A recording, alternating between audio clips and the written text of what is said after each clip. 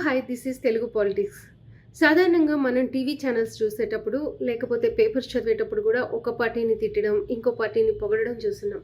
కానీ ఈరోజు మనం ఎలాంటి పక్షపాతం లేకుండా ఒక పొలిటికల్ పక్షపాతం లేకుండా ఆంధ్రప్రదేశ్, తెలంగాణ రాజకీయాల్లో తెర వెనుక నడుస్తున్న అసలు మైండ్ గేమ్ ఏంటో ఒకసారి ప్రాక్టికల్‌గా మనం చర్చించుకుందాం. 2 రాష్ట్రాల్లోనూ ఇప్పుడు ప్రభుత్వాలు మారాయి. కానీ అధికారంలోకి వచ్చిన అధికారంలోకి వచ్చిన 2 ప్రభుత్వాలు కూడా 2 సంవత్సరాలు ఒక ప్రభుత్వానికి 2 సంవత్సరాలు దాటిపోయింది. ఇంకో సంవత్సరానికి 2 సంవత్సరాలు నిండుతాయి. సో, వాళ్ళ ముందున్న సవాళ్ళేంటి అనేది ఒకసారి ప్రతిపక్షాల వ్యూహం ఏంటి, క్లియర్ కట్‌గా ఒక చిన్న అనాలిసిస్ అయితే మనం చేద్దాము.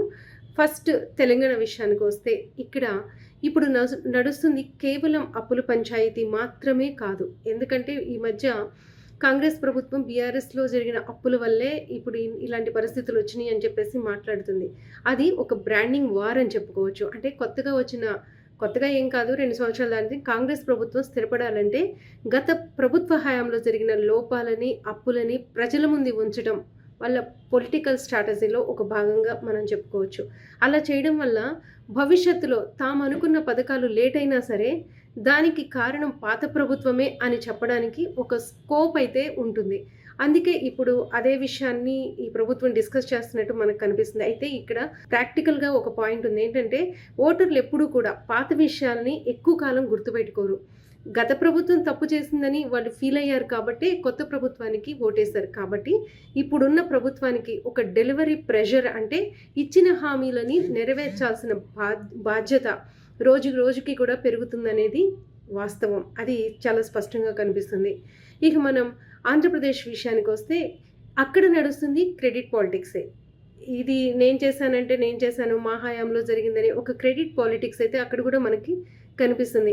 ఏదైనా ఒక ప్రాజెక్ట్ లేదా పరిశ్రమ రాష్ట్రానికి వస్తే అది మా వల్లే జరిగిందని గత ప్రభుత్వం కావచ్చు, లేదు మేమే సాధించామని ఇప్పటి కూటమి ప్రభుత్వం కూడా వాదించుకోవడం మనం చూస్తున్నాం. కానీ మనందరం ఒక విశ్లేషకుడిగానో లేకపోతే ఒక కామన్ పీపుల్గానో మనం ఇక్కడ చూడాల్సింది ఏంటంటే, ఏపీకి ఇప్పుడు కావాల్సింది క్రెడిట్స్ కాదు, క్యాపిటల్, అంటే ఆర్థిక వనరులు మనం ఎక్కడి నుంచి తెచ్చుకోగలం. రాష్ట్రం ఆర్థికంగా ఎదగాలన్నా, అమరావతి లాంటి భారీ రాజధాని నిర్మాణం జరగాలన్నా, పారిశ్రామికంగా ఉద్యోగాలు రావాలన్నా కేంద్రం నుంచి వచ్చే నిధులు మరియు లీగల్ సపోర్ట్ ఏదైతే ఉందో అది చాలా ముఖ్యం అనేది ప్రతి ఒక్కరూ అంటే ఆలోచిస్తున్న విషయం, తెలుసుకోవాల్సిన విషయం. పొలిటికల్ లీడర్స్ ఒకరి మీద ఒకరు విమర్శలు చేసుకుంటున్నప్పటికీ గ్రౌండ్ లెవెల్లో పాలన సజావుగా సాగాలంటే మాత్రం పాత గొడవల్ని పక్కన పెట్టి స్థిరమైన పాలసీలు తీసుకురావాల్సిన అవసరం ఇప్పుడు ప్రభుత్వానికి ఉందనేది మనకు చాలా స్పష్టంగా కనిపిస్తుంది. ఎందుకంటే ఇప్పటికే ప్రభుత్వం చేస్తున్న కొన్ని కార్యక్రమాల మీద ప్రజల్లో వ్యతిరేకత కూడా వస్తుంది. ఇక 2 రాష్ట్రాల్లో కామన్గా మారుతున్న ఒక పెద్ద ట్రెండ్ అయితే ఉంది. అదేంటంటే సోషల్ మీడియా అవేర్నెస్. అది ఏపీ ప్రజలకు చాలా ఎక్కువ. 5 ఏళ్ళు ఓటర్లు సైలెంట్గా ఉండేవారు ఇంతకుముందు. కానీ ఇప్పుడు ప్రజలు, ముఖ్యంగా యువత, రోజువారీ పరిణామాలను కూడా గమనిస్తున్నారు. వాళ్ళు నాయకులు అసెంబ్లీలో ఏం మాట్లాడుతున్నారు, గతంలో ఏం చెప్పారు, ఇప్పుడు ఏం చేస్తున్నారు అనేది డిజిటల్ రికార్డుల్లో చాలా భద్రంగా ఉంటుంది. కాబట్టి కేవలం మాటలతో కాలయాపన చేయడం ఏ రాజకీయ పార్టీకి కూడా ఇప్పుడు అంత ఈజీ కాదు అనేది మనకి చాలా స్పష్టంగా కనిపిస్తున్న విషయం.